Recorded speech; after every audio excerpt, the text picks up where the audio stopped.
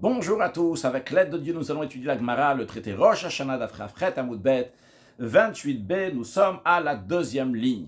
Dans le cours précédent, on a appris que s'il y a des goïms qui ont attrapé un juif qui ne voulait pas manger de la matzah le soir de Pessah, le soir du Seder, et ils l'ont forcé à manger de la matzah, bien que lui, il ne voulait pas manger de la matzah, eh bien, il les quitte. Pourquoi ? Parce qu'il a fait la mitzvah, bien que lui, il n'a pas eu l'intention de s'acquitter de la mitzvah. Mais quand même, il savait que ce soir, c'est le 14 Nissan, et ce soir, il faut manger de la matzah. Il savait qu'il y a une mitzvah à manger de la matzah. Mais du moment où il a mangé de la matzah, même s'il n'a pas eu l'intention qu'il est en train de manger parce qu'il veut s'acquitter de la mitzvah, les goïs l'ont forcé, ils lui ont donné des coups, eh bien, il les quitte d'avoir fait la mitzvah.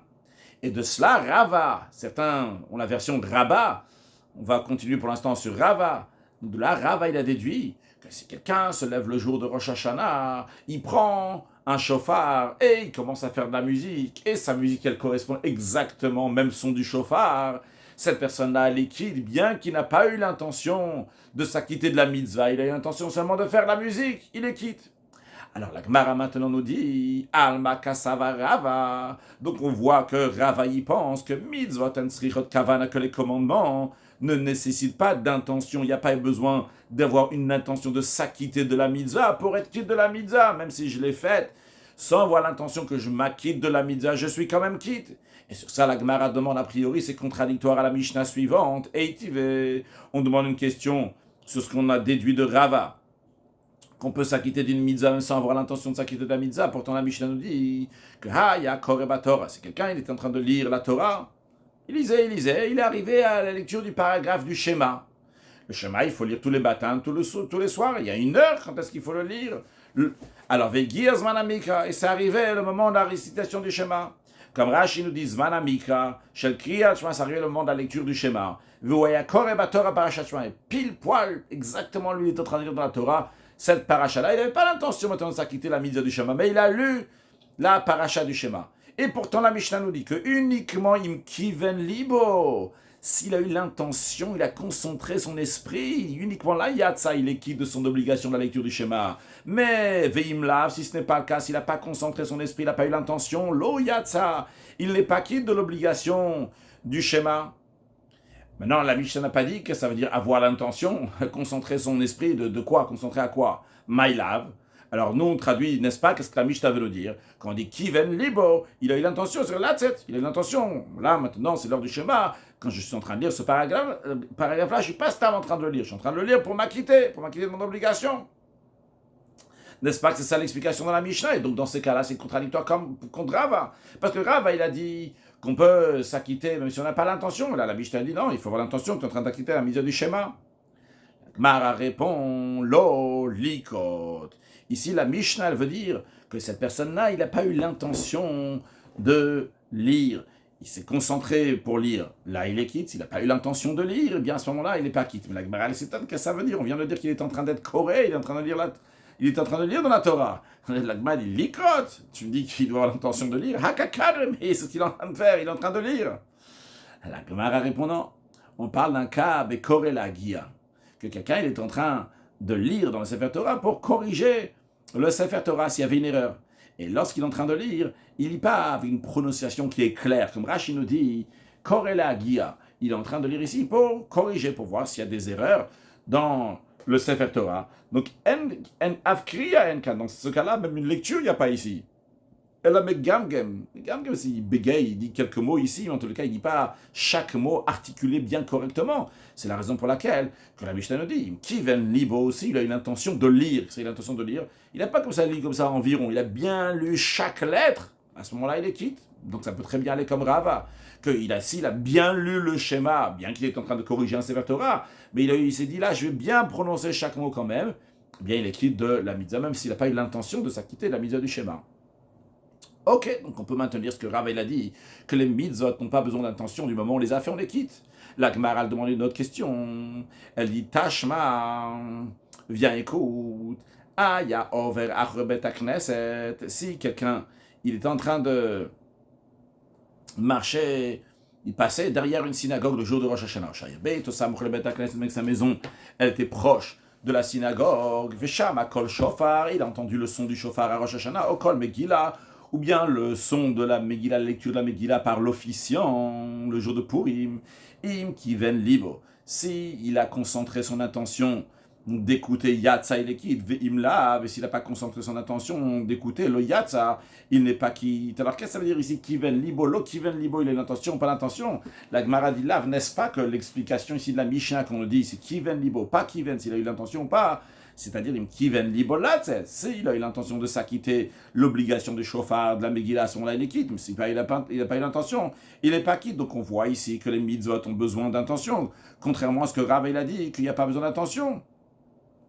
La Gemara répond non, c'est pas ça l'explication de la Mishnah. L'explication de la Mishnah peut, oui, aller dans le sens de Rava. Pourquoi? Non, la Mishnah, quand elle dit kiven libo, il a concentré son esprit, il a mis son intention, c'est l'ishmoa, pour entendre le son du chauffard, pour entendre le lecteur de la Megillah. La Gemara s'étonne. Est-ce qu'on peut dire ça l'explication dans la Mishnah? L'ishmoa, d'entendre le chauffard, il concentre pour écouter le chauffard ou pour la lecture de la Megillah, mais Hashama, et c'est ce qu'il est en train de faire. La Mishnah elle dit qu'il est en train d'entendre le chauffard, il passe derrière la synagogue et il entend le chauffard. Donc c'est ce qu'il est en train de faire, ou bien il est en train d'écouter la Megillah. Alors qu'est-ce que ça veut dire maintenant qu'il doit s'appliquer? Alors la Gemara répond en tous les cas en ce qui concerne celui qui doit écouter le chauffard. On dit Savu Chamor Be'almao. La Mishnah parle d'un cas où la personne elle pensait que peut-être c'était un âne qui était en train de braire. Il n'était pas sûr si c'était vraiment le son du chauffard ou pas. On dit il doit concentrer son esprit, il doit avoir l'intention de dire ah, c'est bien un chauffard que je suis en train d'entendre. Du moment où il a entendu, il a su que c'était un chauffard qu'il était en train d'entendre, eh bien il est quitte, même s'il n'a pas eu l'intention de s'acquitter de la mitzvah. Donc, on peut toujours maintenir l'explication de Rava. Puis maintenant, on attaque Rava une troisième fois. On a enseigné dans une question, une braïta, qui dit Nitkaven shomea velonitkaven mashmia. Imaginons qu'il y a un qui sonne le chauffard, donc c'est le mashmia, et il y a celui qui entend le chauffard, donc c'est le shomea. Et qu'est-ce qu'on nous dit? On nous dit que si l'auditeur il a eu l'intention, donc le shomea, il a eu l'intention d'entendre, mais celui qui fait entendre, celui qui sonne le chauffard, il n'a pas eu l'intention, ou bien l'inverse, que mashmia, celui qui fait entendre le son du chauffard, il a eu l'intention, velonitkaven shomea, mais l'auditeur n'a pas eu l'intention, lo yatsa, bien il n'est pas quitte de son obligation d'avoir écouté le chauffard le jour de Rosh Hashanah. Quand est-ce qu'il va être quitte à Kaven Shomea ou Mashmia, jusqu'à que et l'auditeur et celui qui fait entendre, les deux vont avoir l'intention. Alors encore une fois, on n'a pas ici expliqué quelle intention, quel esprit il doit avoir, qu'est-ce qu'il doit mettre à son esprit. Mais la Gemara a déjà dit comme ça, Bishlama, on comprend bien le cas, que Nid Kaven Mashmia, Velun Kaven Shomea, on peut comprendre l'opinion de Rava dans le cas où celui qui sonne, donc le sonneur a eu l'intention, mais l'auditeur, il n'a pas eu l'intention. On peut expliquer. Qu'est-ce que ça veut dire que celui qui entend, il n'a pas eu l'intention? Que ça vous parce que l'auditeur, il pensait que c'était un âne qui était en train de braire. On peut comprendre qu'il n'a pas eu la kavana et c'était pas un chauffard qu'il était en train d'entendre. On peut dire, bon, s'il avait, oui, pensé que c'était un chauffard, ok, il serait quitte, même s'il n'aurait pas pensé que c'est une mitzvah. Ça va comme Rava. Mais j'ai une question sur ce qui est dit, Nitkaven Shomea, Nitkaven Mashmia, mais dire que l'auditeur a eu l'intention, et c'est le sonneur qui n'a pas eu l'intention, et comment c'est possible? Qu'est-ce qu'il y a? Le sonneur, il pensait que c'était un âne qui était en train de braire, ça c'est impossible de dire.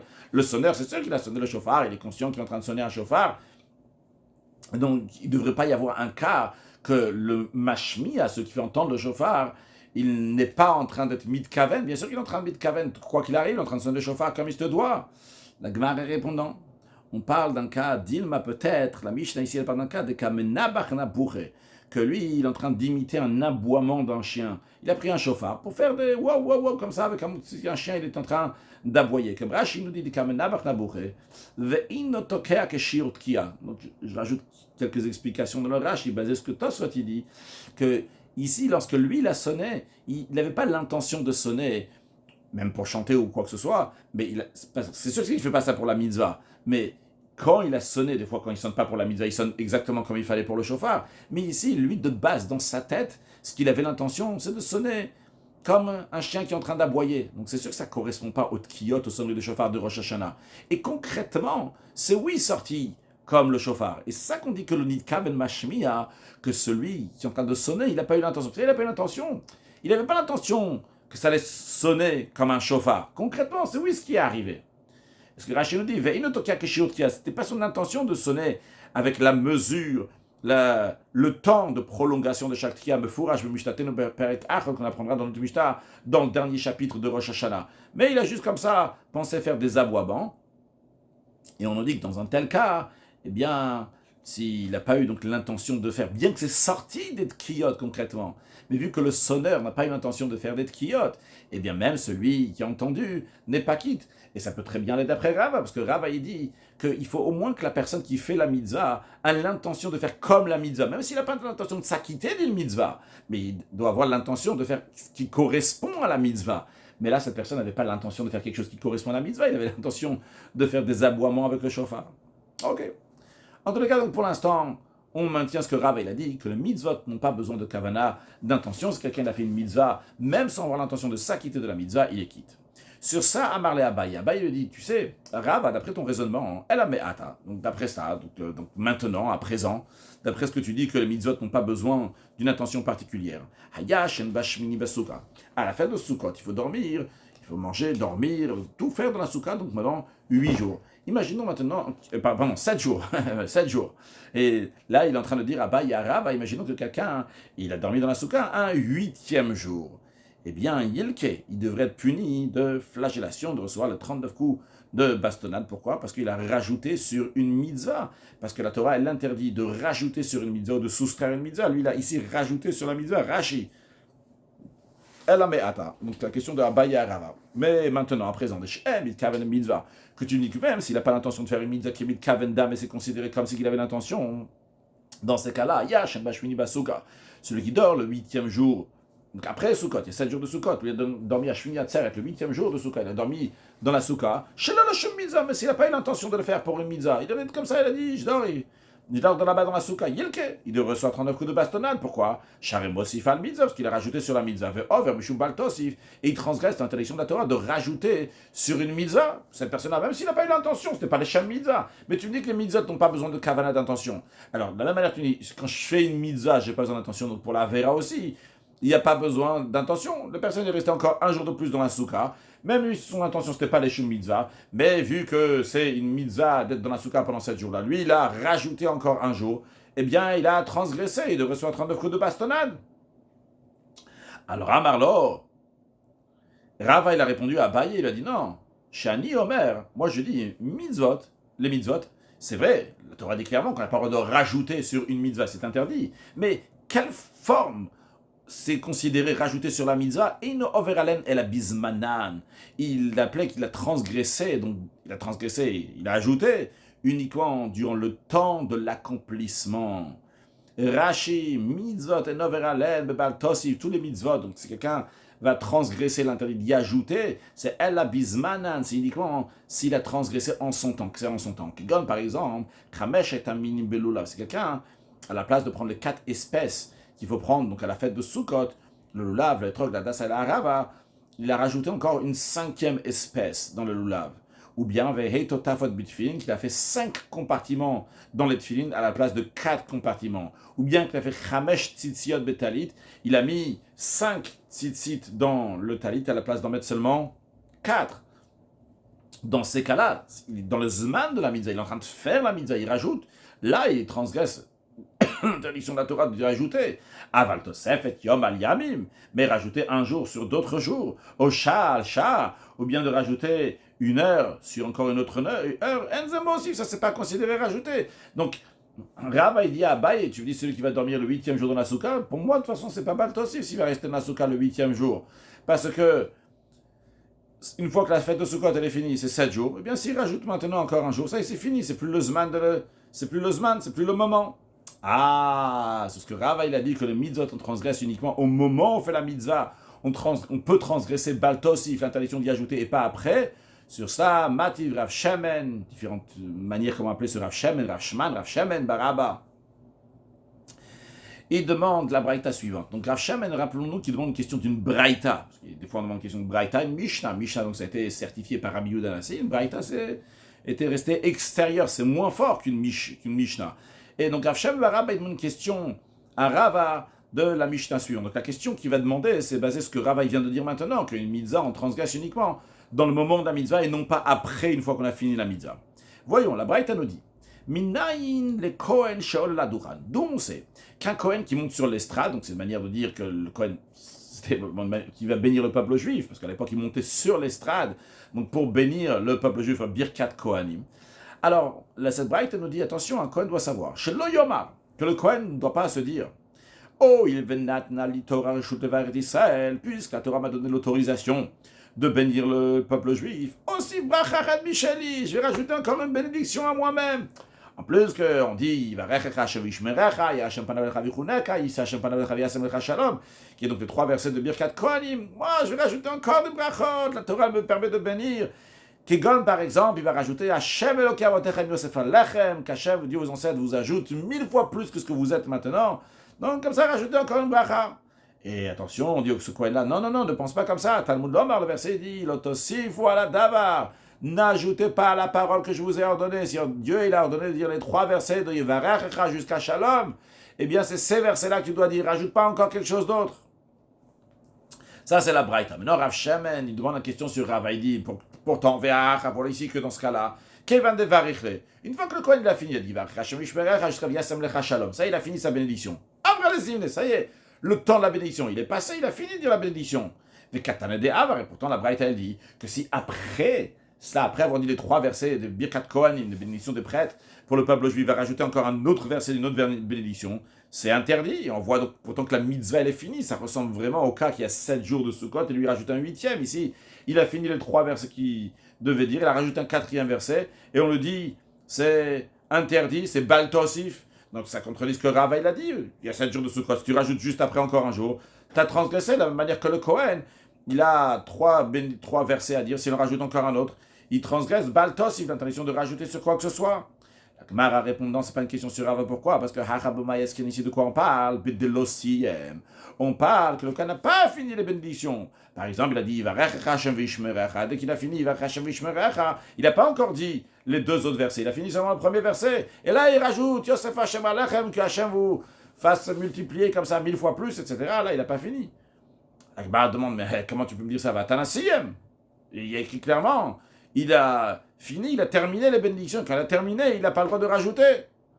La Gemara dit, le mot siem, quand il a fini, ça veut dire siem bracha achat, c'est qu'il a fini une bénédiction.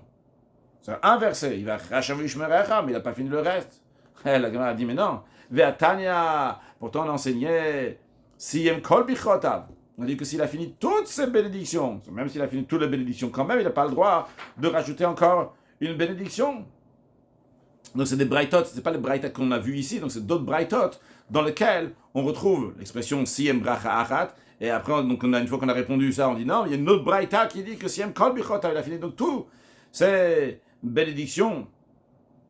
C'est une fois qu'il a fini, il va rajouter les 3 versets, pourtant, il est considéré qu'il rajoute dans la Birkat Kohanim. S'il va rajouter encore, et c'est interdit, s'il rajoute un verset même après tout. La Gemara a dit, c'est vrai que même après avoir dit les 3 versets, s'il rajoute encore un verset, il sera considéré comme quelqu'un qui rajoute une mitzvah, baltosif, ce qui est interdit. Mais la raison, elle est particulière ici. Shaneacha, c'est différent ici le cas. Parce que Kevin de Ilumit, si ce Kohen-là, maintenant, va se présenter chez lui une autre assemblée, le premier minyan, il est fini, un deuxième minyan qui est là, lui, il est là, ce Kohen, eh bien, Hadar Mevarech, il peut à nouveau les bénir. Donc c'est la raison pour laquelle que Kol Yom Zimneu, c'est toute la journée, c'est considéré le temps pour les bénédictions. Donc quand le Kohen il a fini de bénir l'assemblée qui a prié au minyan de 10 heures, eh bien s'il y a un autre minyan après, il va le rebénir encore une fois à 11 heures, eh bien dans ces cas-là, il va pas, il est encore dans la mitzvah de Birkat Kohanim. Donc c'est la raison pour laquelle toute la journée c'est la mitzvah de Birkat Kohanim. C'est la raison pour laquelle qu'on interdit de rajouter encore quelque chose. Mais ce n'est pas le même cas que les 7 jours de Sukkot, qu'une fois qu'ils sont finis, ça y est, c'est fini. Voyons Rashi. Ok, il n'y a pas de deux petits Rashi, mais chez le Siyem, le Sifa Be'em, il a rajouté au milieu une bénédiction. Après, on a dit vers Siyem Katan, on a dit clairement que il a fini comme ça, on a dit dans la Braïta. Dans une autre Braïta, donc qu'il a fini. Dans une autre Braïta, on dit que Siyem tout. Bien, donc dans le cas, on avait des questions sur Rava, et on a dit non, c'est pas, on peut tout à fait maintenir ce que Rava il a dit, que on ne transgresse pas si on rajoute un 8e jour dans la Souka, bien qu'il y ait une Rav Shaman, il a demandé une question dans une Braïta, on a dit, la Braïta, c'est pas une preuve. Alors, la Gemara maintenant va ramener une preuve sur ce qu'on vient de dire maintenant, que toute mitzvah, on vient de voir dans Birkat Kohanim, une mitzvah que tu peux faire toute la journée, eh bien, même une fois que tu l'as déjà fait, c'est encore le zman, c'est encore le moment. C'est ce qu'on vient de dire à propos du Birkat Kohanim pour répondre pour Rava. Et la Gemara va ramener une preuve sur ça. Juste avant de ramener la preuve, juste à savoir que lorsqu'on aspergeait du sang dans le Beth Amikdash, donc pour le sacrifice, alors il y avait différentes sortes de sacrifices. En ce qui concerne donc le sacrifice de Bechor, le premier-né, le Maser Behem, la dîme de l'animal, le sacrifice de Pessah, on devait jeter du sang uniquement sur un seul coin, donc qui est Kenegda Yesod, face donc à Yesod, je sais pas comment on dit, la base, donc il y avait sur le Misber, en tout cas sur un seul endroit de Misber de l'autel qu'il y avait dans le temple. Maintenant, ce qui concerne le Shlamim, le Hacham, le Ola, le Toda, on va pas parler vraiment du Ola dans la suite, mais c'est la loi aussi donc pour le Ola, eux on les donne dans deux coins. Quand on dit dans deux coins, c'est-à-dire on les met aussi bien dans le coin qui est Mizrachit Tzfonit, donc à l'est, et qui est en même temps donc le coin qui est est et en même temps le nord. Donc comme ça, en mettant une seule fois du sang ici sur le coin, eh bien ça va sur les deux côtés. C'est parti aussi bien sur l'est et aussi bien sur le côté nord. Et une autre fois, on donne du sang donc, de l'autre côté, donc à Ma'aravit Dromit, donc à l'ouest et le sud. Donc ce qu'on appelle Shtematanot, Shtematanot, c'est deux aspersions, un d'un côté et de l'autre côté, mais ça compte comme 4, vu que finalement c'est parti sur les 4 côtés du Mizbeach. Alors maintenant, nous allons parler dans un cas où ça s'est mélangé, ce qui doit être aspergé une seule fois, avec du sang qui doit être aspergé seulement d'un côté, avec du sang qui doit être aspergé des 4 côtés. Et on va voir est-ce que on peut asperger ces sangs qui sont mélangés sur les 4 côtés, est-ce qu'on dit baltosif ajouté ou pas. Voyons sur le texte de la Braïta. Cela se parle de la Mishnah justement. Ou Minatamra, la Gemara dit, d'où apprend cette règle-là, que toute mitzvah qui peut être faite donc la suite de la journée, même qu'on a déjà fait cette mitzvah une fois, mais vu qu'on peut la refaire, c'est toujours son zman, c'est toujours son temps, et donc il peut transgresser baltosif. D'où on apprend ça, des Tnan, on enseignait dans une Mishnah. Hanitanin bematana echat. Donc dans la Mishnah, on va avoir le même esprit de ce qu'on a vu dans la Braïta. Tout à l'heure, on a vu une Braïta, que le Kohen qui a fini ses bénédictions, s'il va rajouter une bénédiction après, il va transgresser parce que il y a encore un autre Birkat Kohanim qu'il peut faire. On va avoir le même esprit, mais dans une Mishnah qui parle donc justement du sang qui doit être aspergé sur le Mizbeach. Et la Mishnah nous dit là-bas dans le traité Zvachim, Kohanitanin matana achat.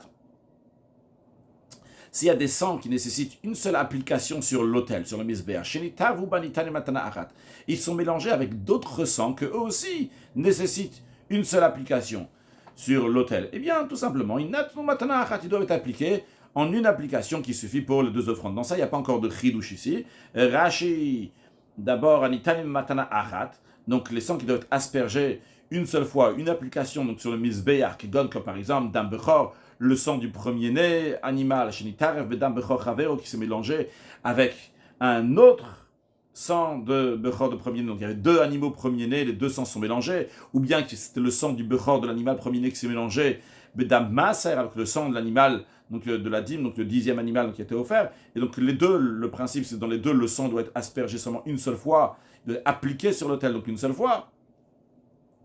S'ils sont mélangés les deux ensemble, Rachid nous dit, Natumatana achat, eh bien, il n'y a pas de souci, il doit appliquer une seule application, ça suffit. Vu qu'il y a des 200 qui sont là-bas, donc vol l'ishnem, en appliquant une seule fois, eh bien, ça compte pour les 200 qui ont été finalement appliqués comme il se doit. Maintenant, si c'est mélangé matan arba be matan arba, si les sangs qui nécessitent 4 applications sur les coins de l'autel, donc c'est 2 vu que c'est un côté et de l'autre côté, mais ça fait 4 comme nous avons dit, donc ils se mélangent avec d'autres sangs qui nécessitent 4 applications, eh bien ils doivent être appliqués en 4 applications qui suffisent pour les 2 offrandes. Rashi matan arba, il nous dit shlamim, le sacrifice de paix, ve hacham, le sacrifice de culpabilité, ve ola, l'holocauste, ve toda, le sacrifice de remerciement. Eux, ils doivent être aspergés donc des 2 côtés. Donc Rashi, dans la suite, on ne va pas parler du ola, parce que le Ola, il y avait les Shlamim, Hacham et Toda, leur sang, il est aspergé au-dessus du Choutasikra, au-dessus du fil rouge, du signe qu'il y avait comme ça sur l'autel, donc sur le haut de l'autel. Le Ola, donc le sang, il était en dessous, dans la partie inférieure. En tous les cas, bon que je me trompe, c'est dans l'inverse, mais en tous les cas, ce n'était pas du même côté. Donc, ici, on nous dit, maintenant, ce qui nous intéresse, c'est la suite ici. Maintenant, si ça s'est mélangé matan arba, des sangs qui nécessitent 4 applications sur les coins de l'autel, ils sont mélangés avec du sang matan echat, qui doit être appliqué seulement une seule fois sur l'autel. Ah, et qu'est-ce qu'on fait maintenant? Est-ce qu'on va asperger sur l'autel de deux côtés, donc 2 pour faire 4, ou bien on va asperger seulement, on va appliquer seulement sur un seul côté? Alors, Rabbi Eliezer Omer, la première opinion, c'est de Rabbi Eliezer, il dit, natum matan arba. Les sangs qui sont mélangés doivent être appliqués en 4 applications. Et Rabbi Yeshua dit, Inatsunu b'matan echat, doit appliquer seulement une seule application. Qu'on applique une seule fois, même si on doit mettre sur les 4 côtés, on a mis seulement sur un côté, b'diyavad, a posteriori on les quitte. Et Rabbi Yeshua dit que ça suffit d'appliquer seulement sur un seul côté. Et Rabbi Lazar, comme nous avons vu, donc il a dit, il faut mettre, bien qu'il y a un sang qui devrait être appliqué seulement sur un côté, bien quand même, on va l'appliquer sur les 4 côtés vu qu'il s'est mélangé avec les autres. Alors voyons maintenant la discussion, le raisonnement de Rabbi Eliezer et Rabbi Yeshua qui dialoguent entre eux. Ah, mais alors Rabbi Eliezer, il a dit Rabbi Yeshua, si le Kohen il n'accomplit qu'une application avec le mélange, il transgresse l'interdit, tu ne soustrais pas, de la même manière que la Torah, tu n'as pas le droit d'y ajouter, tu n'as pas le droit aussi de soustraire des paroles de Torah. Donc ici maintenant, s'il y a du sang qui doit être aspergé sur les 4 côtés et il va être aspergé seulement sur un seul côté, eh bien, il a transgressé, ne soustrait pas. La Torah dit, tu ne dois pas soustraire si ça doit être des 4 côtés, ça ne peut pas être seulement d'un seul côté. Alors Rabbi Yeshua lui dit, mais d'après toi, il transgresse, n'y ajoute pas ce que la Torah dit, parce qu'il y a un sang ici qui doit être appliqué seulement sur un côté. Toi, tu l'appliques maintenant sur les 4 côtés. Tu as rajouté, donc toi aussi, tu es dans le problème. Alors, Amarlo Rabbi Eliezer, il répond, le nem abaltos ivlaksho be'atzmo. L'interdiction de rajouter, c'est uniquement si le sang qui nécessite une seule application, il est seul. Alors là, s'il est seul, tu dois mettre seulement sur un côté. Si tu l'as mis sur les 4 côtés, là, tu es considéré baltosif. Mais si les deux sangs sont mélangés, un sang qui nécessite une application avec le sang qui a besoin de 4 applications, dans ces cas-là, il n'y a pas l'interdiction de baltosif. Alors Rabbi Yeshua, il dit, Rabbi Eliezer, le nem baltigal shobato. Moi aussi, je suis d'accord avec toi, c'est le même principe. Mais moi, je dis, quand on dit baltigra, c'est interdit de soustraire, c'est uniquement si le sang, il est tout seul. C'est-à-dire que s'il y a du sang qui doit être sur les 4 côtés, et toi tu mets ça sur un côté, là tu as transgressé de soustraire. Ça c'est la première des choses que Rabbi Yeshua dit. Il dit une deuxième chose à Rabbi Eliezer, il dit, Odam à Rabbi Yeshua, quand Jésus dit, écoute, quand tu n'as pas fait plus d'une application, tu as mis seulement une application à la place de 4. C'est vrai que là, Farta al-Baltigra, on est d'accord que tu as transgressé l'interdit, ne soustrais pas à ce que la Torah a dit. Il y a cette notion, tu as fait moins. Mais tu n'as pas fait activement un acte de faire le contraire de ce que la Torah elle t'a dit. Tu es resté les bras croisés. À la place de mettre sur les 4 côtés, tu as mis seulement sur un côté, parce qu'il y avait aussi du sang qui est sur un côté. Alors, même si tu dis que pour le sang des 4 côtés, il y a ici baltiga, de soustraire, mais au moins tu n'as pas transgressé en faisant un acte. Par contre, d'après toi, Rabbi Eliezer, Shinatata, si tu as effectué plus d'applications, c'est-à-dire que le sang qui mérite seulement une application, toi tu vas l'appliquer 4, parce qu'il y a aussi d'autres qui sont avec, mais tu vas l'appliquer 4. Finalement, avatra baltosif, tu as transgressé, n'ajoute pas à ce que la Torah te dit. Mais versita masa beyadecha, tu as fait cette interdiction de manière active, tu as rajouté quelque chose qu'il ne fallait pas. Ça, c'est la discussion de Rabbi Yeshua et Rabbi Eliezer dans la Mishnah.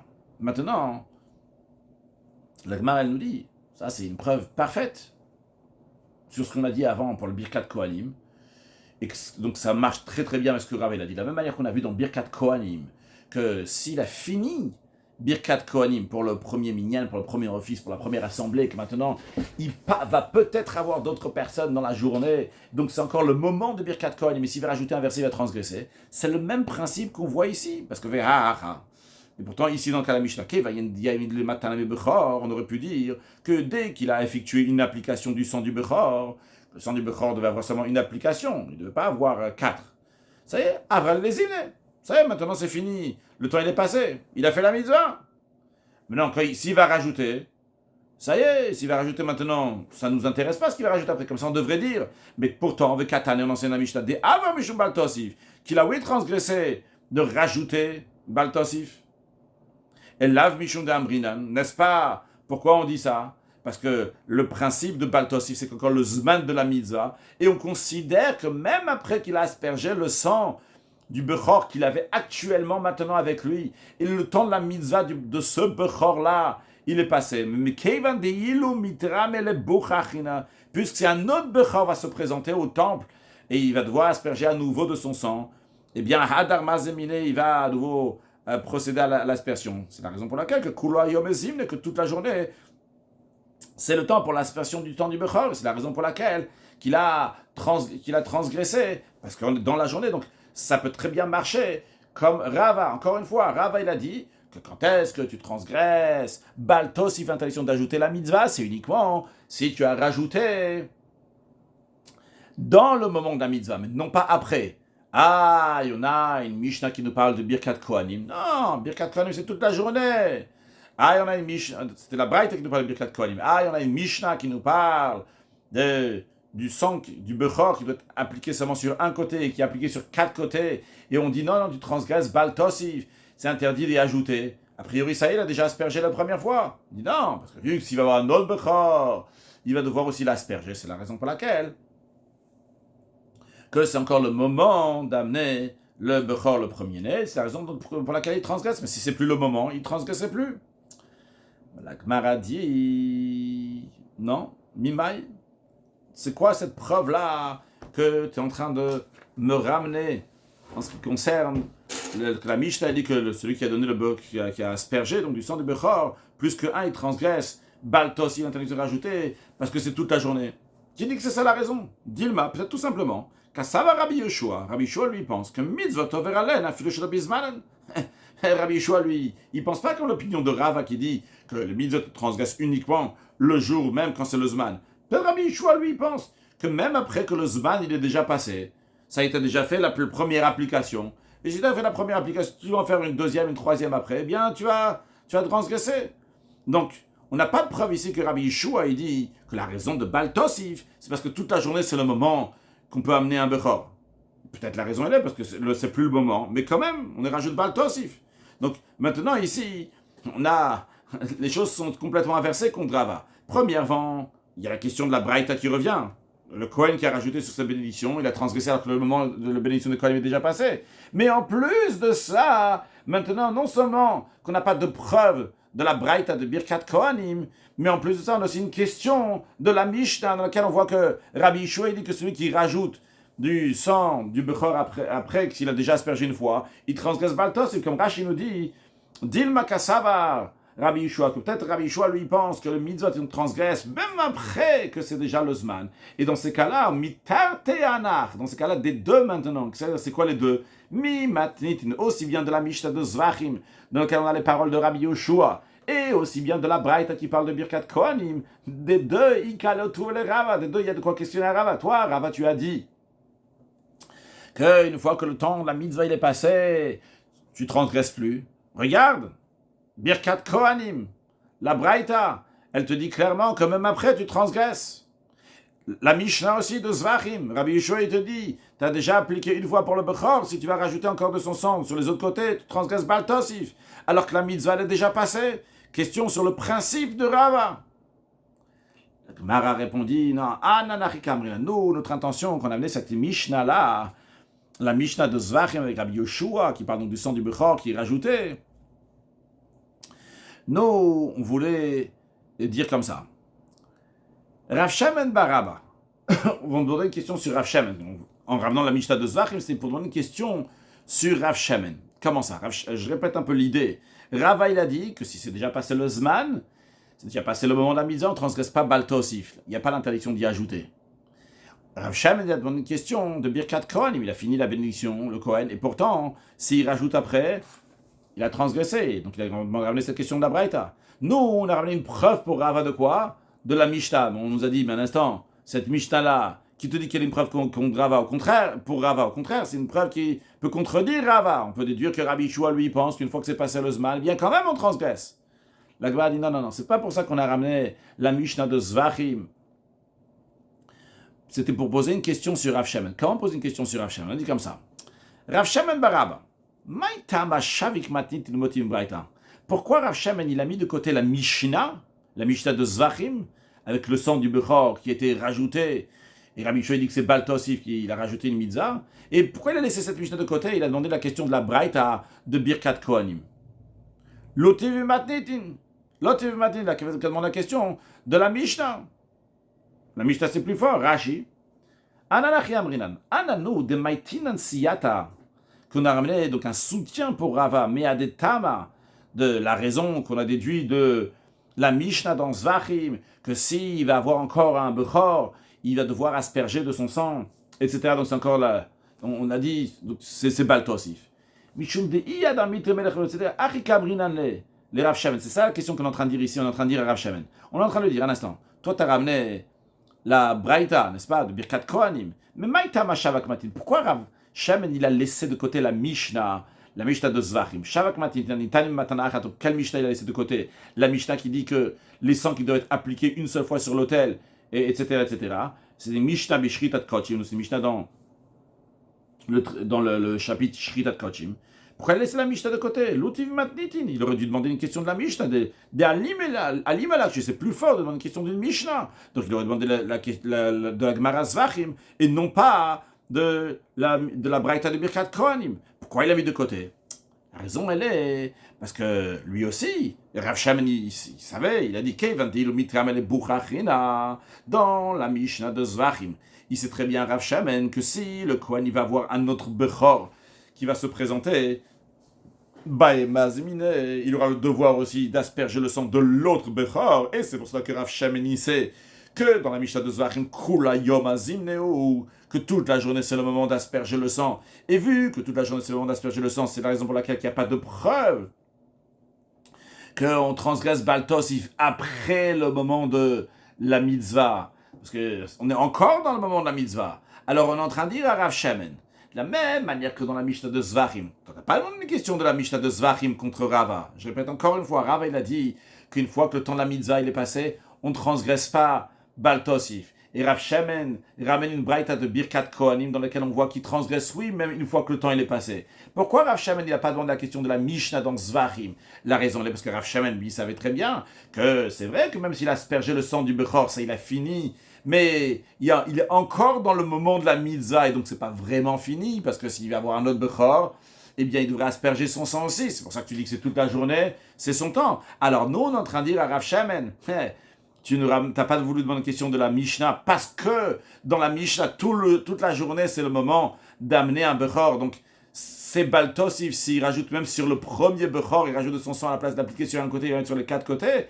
Eh bien, Rav Shemen, réfléchis. Braïta Nami, la Braïta aussi que tu ramènes de Birkat Kohanim, c'est exactement le même principe que Keivan Dimitam et Tzibur Achina, Hadam Var, vu que si le Kohanim va avoir un autre Tzibur, une autre assemblée, à nouveau il va Birkat Kohanim, c'est la raison pour laquelle que Kulayom Nezim, c'est la raison pour laquelle que toute la journée c'est la mitzvah. Donc Rav Shemen, de la même manière que tu n'as pas voulu demander la question de la Mishnah de Zvachim avec le sang qui est aspergé en plus, parce que toute la journée c'est le moment d'asperger du sang du Bechor, s'il y a un autre Bechor, de la même manière aussi. La question que tu as voulu demander à Rava de Birkat Kohanim, là-bas aussi, toute la journée, c'est le moment. Donc, la Gemara, elle a expliqué qu'il n'y a pas de différence entre la loi qui est dite dans la Mishnah et la loi du Bechor. La loi dans la Mishnah par rapport au Bechor, est-ce qu'il est dit dans la Braïta avec Birkat Kohanim?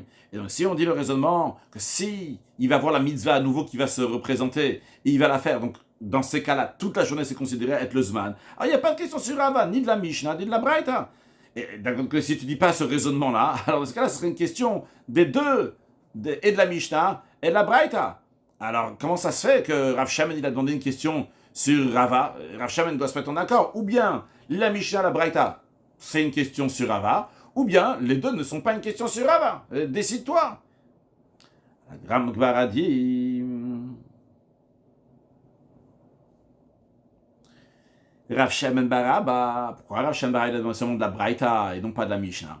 Parce qu'il dit qu'il y avait une différence entre la bénédiction du Kohanim et le sang du Bechor. Hatam là-bas dans la Mishnah, à propos du premier-né, on a dit s'il y a un autre premier-né qui arrive, le Saged de l'Oyaïv. Le Kohen ne peut pas décider, il dit non, je ne suis pas d'humeur là maintenant, j'ai pas envie, là j'ai fini ma mitzvah, j'ai fini ma journée, je travaille plus, jamais de la vie. Le Saged de l'Oyaïv, il y a quelqu'un qui vient et se présente avec un autre Bechor, et ils ont abattu, etc. Et maintenant, il va devoir asperger de ce sang-là, des Kochim, le Mafsid, parce que le Kohen, il n'a pas le droit de dire, bon, c'est vrai, tu as fait la Shita, mais moi, là, aujourd'hui, là, je ne veux plus asperger ton sang, et comme ça, l'autre, ce Bechor-là, il va partir à la perte, parce qu'on n'a pas aspergé son sang, donc on ne pourra pas faire toute la procédure qu'on doit faire avec un Bechor. Il n'a pas le choix, le Kohen, il est obligé de prendre ce sang-là et de l'asperger. Donc, en tout cas, le Kohen, il ne va pas oser faire une telle chose, de faire perdre des Kochim. Mais ici dans la Braïta, en ce qui concerne Birkat Kohanim, même s'il y a notre assemblée, le Kohen, il a le choix, il n'est pas obligé. On ne peut pas dire que toute la journée c'est le moment. Parce qu'il baem varer, il baem varer. S'il veut, il fera la Birkat Kohanim. S'il ne veut pas, il ne fera pas la Birkat Kohanim. En tous les cas, c'est la raison pour laquelle Rav Shem il a demandé de la Braïta et non pas de la Mishnah, parce que d'après lui, il y a oui une différence entre la Braïta et la Mishnah, que dans la Braïta, c'est pas toute la journée le Zman, et dans la Mishnah, c'est toute la journée le Zman. Dans la Gemara, elle revient à répondre à la question de Abaye. On a dit avant, donc si les mitzvot n'ont pas besoin de Kavana, donc dans ces cas-là, quelqu'un qui dort dans la soukha le 8e jour, il devrait transgresser Baltos, il a l'interdiction de rajouter à la mitzvah. La Gemara ramène une autre réponse. Rava Amar. Rava, il a dit. Et d'ailleurs, vu que c'est une autre réponse qui est complètement différente que celle précédente, c'est pour ça qu'on avait dit dans le cours précédent aussi au début de ce cours-là, qu'il y a certaines versions qui disent que c'est Rabba qui a dit, non pas Rava, mais Rabba qui a dit que celui qui sonne la shir pour sonner, pour faire de la musique, il les quitte le jour de Rosh Hashanah, même s'il n'a pas eu l'intention de faire la mitzvah. Et parce qu'ici, Rava nous dit quelque chose d'autre. Rava, il dit, c'est vrai, pour s'acquitter de la mitzvah, l'oba et kavana. Il n'y a pas besoin d'intention de la mitzvah. Il n'y a pas besoin d'avoir une intention pour la mitzvah. Mais l'avor, pour transgresser Baltosi, pour transgresser l'intention de rajouter, Bae Kavana, il y a oui besoin d'une intention. C'est la raison pour laquelle que celui qui dort dans la soukha le 8e jour, s'il n'a pas eu l'intention de faire une mitzvah, il ne transgresse pas Baltosif. S'il a eu l'intention, à ce moment-là, il transgressera. Rashi, Latzet Bae Kavana. De Blav Mitkaven, on maintient que même s'il n'a pas eu l'intention, Yotzei de Chavat, il quitte de la mitzvah. Mais l'avor, pour transgresser, Bae Kavana, il a besoin d'une intention. Shit Kaven Shum Mitzvah. Qui dit, je transgresse le 8e jour pour la mitzvah. Et sinon, lo avar, il n'a pas transgressé. Donc c'est différent de la réponse qu'on avait avant, qu'après le zman, on ne transgresse pas baltosif, on ne transgresse pas de rajouter, parce que c'est déjà passé le zman de 7 jours. Et d'après cette réponse-là, on peut oui transgresser même le 8e jour, mais pour cela, il y a besoin d'une attention particulière.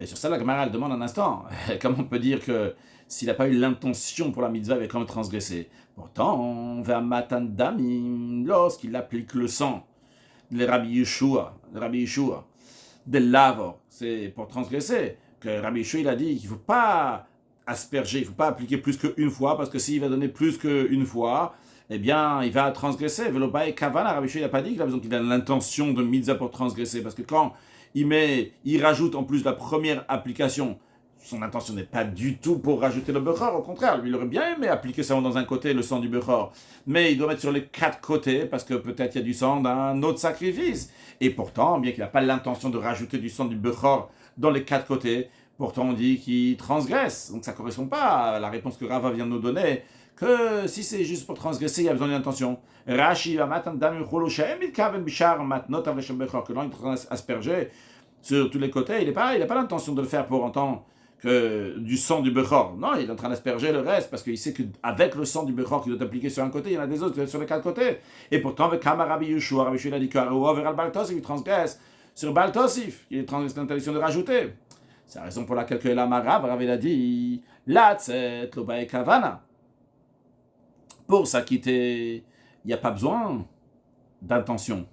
Mais l'avor, pour transgresser bismano, si c'est au moment même, l'obae kavana, il n'y a pas besoin d'attention. Chez l'obismano, si c'est pas au moment, bae kavana, là il y a besoin d'une kavana. Donc on peut toujours transgresser le lendemain après, donc le lendemain de Sukkot.